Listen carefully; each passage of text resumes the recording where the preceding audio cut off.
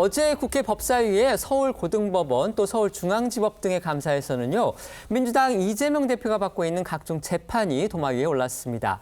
야당이 이 대표의 재판이 열리는 이 지방법원 법원장들을 강하게 압박을 하니까 법원장들이 이러면 누가 법관을 하겠냐 이렇게 한탄하는 상황까지 벌어졌습니다. 네, 어제 이 법사위 국감에서는요. 민주당 의원들이 이 대표의 이 대북 송금 사건 재판부 재배당 요청이 거부된 것을 놓고서 이 수원지방법원장을 압박했습니다.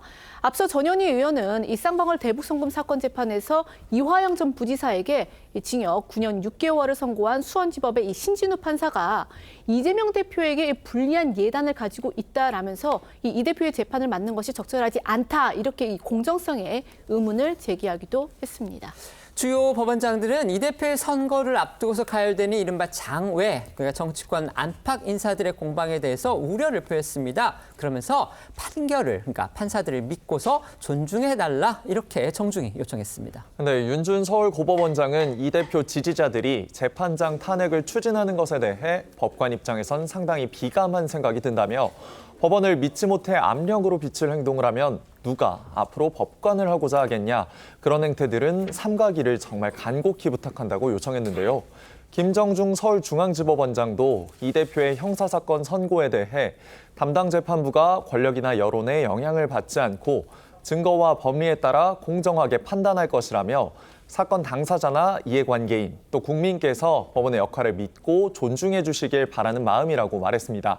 어제 법사위 국감 상황 영상으로 보고 오시죠.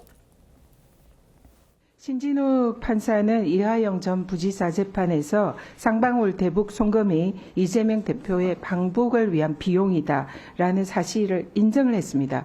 이재명 대표에게 불리한 심정과 예단을 가지고 재판에 임하게 된다는 것을 의미합니다.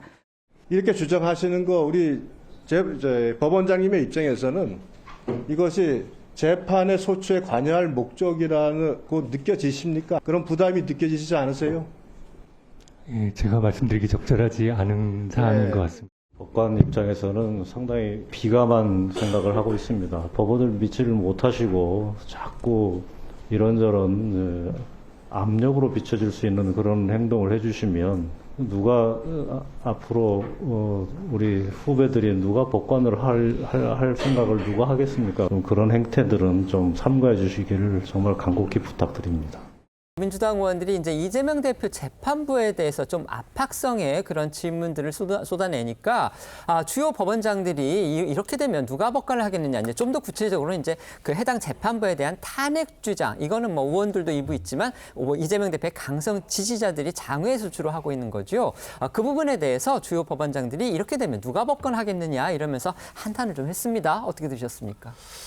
저는 민주당의 주장도 일견 살펴볼 필요가 있다고 생각이 드는 게 우리 법이 기본적으로 법관의 제척과 기피 제도를 두고 있습니다. 공정한 재판을 받을 권리가 있기 때문인데요.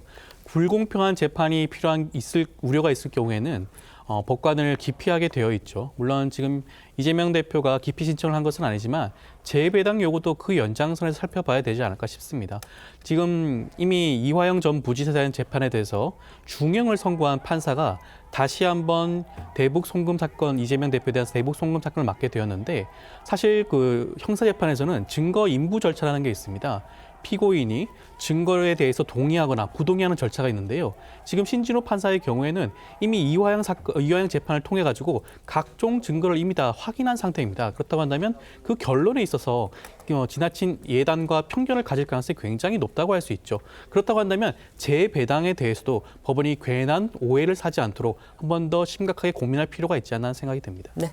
아까 그 윤한 갈등과 관련해서 이재명 대표가 뒷거리 골목 조폭들의 패싸움 같다 그랬는데 이거야말로 뒷거리 골목 조폭들의 어떤 으름장 내지는 압박으로 솔직히 느껴집니다. 제척이라든지 기피 사유가 있으면은 불공정한 재판의 위험성이 있어서 교체를 요구하는 거는 사법부 차원에서 해야 될 일이지 이것을 다수의 어떤 그 의원들의 어떤 표를 과시하면서 국회의 장에서 그래서 심지어는 거기 지금 그 나온 재판부의 당사자들이 그런 행동은 해주지 마시기를 간곡히 부탁하면서 요청한다라는 자체가 과연 민주 정치의 원조라고 하는 민주당이 벌일 일인가라는 생각이 듭니다. 민주 정치 체제에 대해서 과연 이 사람들이 얼마만한 상식과 지식을 알고 있는가. 기본적으로 사법, 입법, 행정이 삼권 분립이 돼야 되는데 부끄럼 없이 이런 일들을 벌이면서 민주주의 최후의 보루라고 하는 사법부를 압박하는 것이 보기에도 좋지 않을 뿐만 아니라 더군다나 무슨 정치 활동을 하면서 재판을 하는 게 아니잖아요. 대북 송금, 선거법 위반, 그다음에 위증교사 같은 것인데 이걸 이렇게 한다라는 자체가 민주당이 얼마나 자기 한계가 있는지를 그대로 드러내는 방증이라고 봅니다. 네.